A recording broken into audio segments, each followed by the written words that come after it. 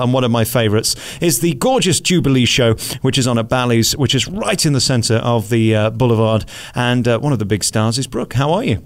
I'm wonderful, thank you. I think you're delicious to start with. Let me tell you that. You have eyelashes like I dream of. I'd quite like those. I think I'd get some strange looks. Yes, I think maybe for Halloween you could wear them. What a good idea. What a good idea. Here we are then in Showbiz Towers in the Feather Room, which is full of...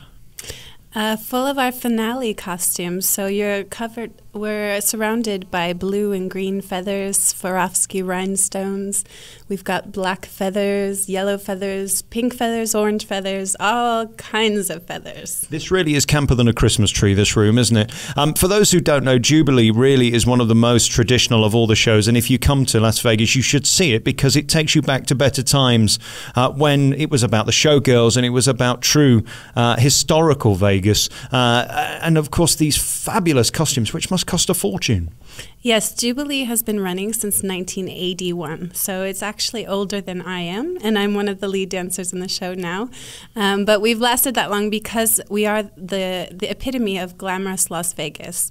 Like you said, we're a tradition that was brought here by Don Arden, who began our show, and we're the last one standing here. So we're the last show of this caliber that you're going to see in Las Vegas. I think a few years ago I saw a show at the Tropicana which closed down, and it was sad because these really should be here forever. I mean, this is a side of Vegas that is so synonymous around the world, the feathers and the glamour, and of course the look of the girls that are in the show. And you're very specific, aren't you? I mean, you have to be a certain height, a certain weight, a certain style, a certain look. Delicious and divine, of course. Yes, of course. We have 85 performers in the show.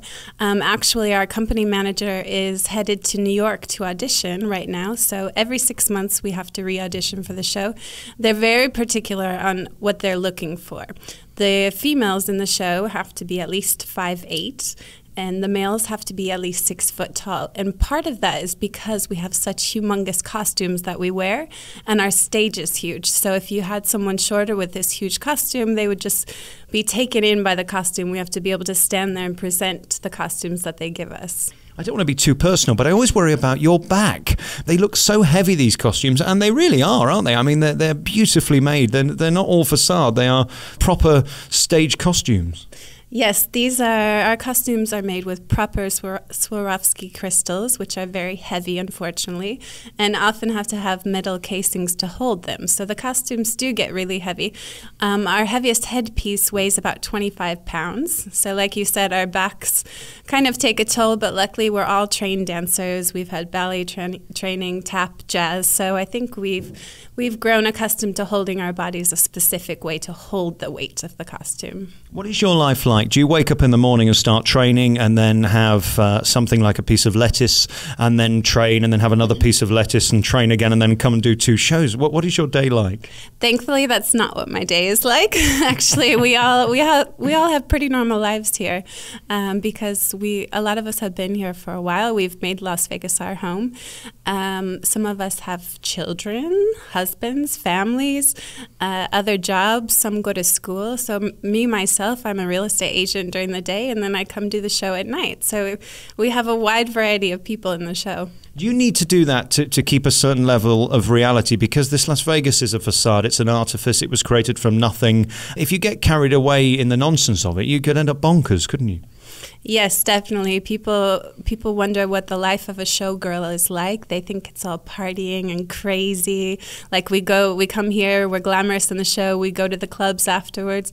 Well, it's not quite that way, but we still do get to have a bit of the Las Vegas glamour every single night since we get to wear the costumes, and it's an amazing thing to be a part of here in Las Vegas. And it's hard work. I mean, you're doing 2 shows a night. These are 90-minute shows. You've got to be here early to rehearse and train and all that stuff. So you're a businesswoman by day, you're a showgirl by night. Which do you enjoy the most? I mean, which is the dream life? Because, I mean, the business side could make you a fortune. Oh, I enjoy them both, actually. My business side, of course, keeps my brain engaged, and then my showgirl side keeps my body engaged. So, you know, I get to still have the smarts, and then I keep my body in shape while I'm at it. So I I love that. You've still got the smarts. That's a great line. And in terms of your physicality, they can be quite mean. This is show business. They won't hold their punches. If you get fat, they're going to tell you you're getting fat and you have to lose the weight. If not, you're off the show. Is there a huge pressure to stay slim? Because, I mean, there's lovely buffets all around here. Yeah, there's definitely the pressure to stay, maybe not slim, I wouldn't say, womanly. They do like curves here, but not too many curves.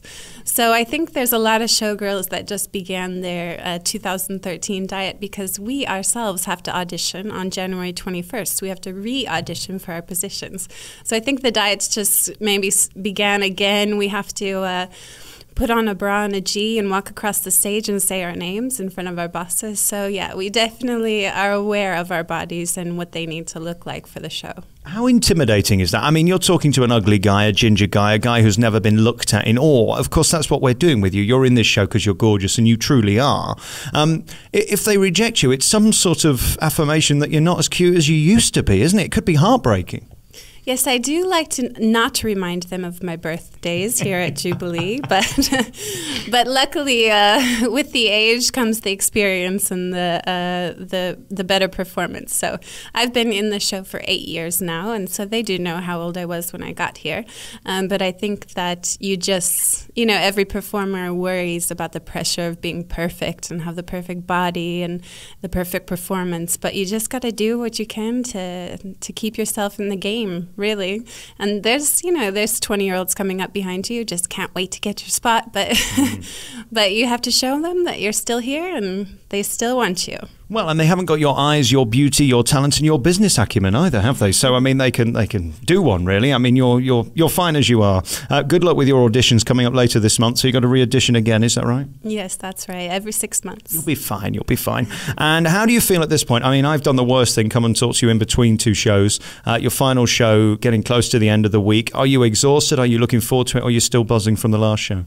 Oh, always exhausted by the end of the week. And when you come in the first day of the week, you think, how am I going to get through this? It's so physically challenging. But the great part is that you get to look out in the audience and see someone who's so excited to be here and so happy to look up and see a girl covered in rhinestones and feathers, something that they haven't seen anywhere else. So it's definitely a treat at the end of the night when we have the audience applauding for our performance. It's very rare that you can say a show is the best or a show you must see, but this is one that you must see because of the history of it and the fact that it's been here so long, and it really is the last of the true historical original Vegas productions, isn't it? So to be in it is a great tribute to you and your talent. Thank you so much for taking the time to talk to me, Brooke. And I'm going to try on a few of these feather boas. I think they're marvellous. Thank you so much for talking. Is that okay? Do I need to audition or can I just put one on? Oh, well, I don't know if you look too good in that hat there. Thanks, Brooke. We're here at Bally's Casino in Las Vegas for the brilliant Jubilee. It's on twice nightly, and you can come and see Brooke and the rest of the 1,000 stars, aren't they? How many did you say were in the cast? 85 performers. 85. Magnificent. I'm looking forward to seeing you in about half an hour. Thank you. Okay, thank you so much.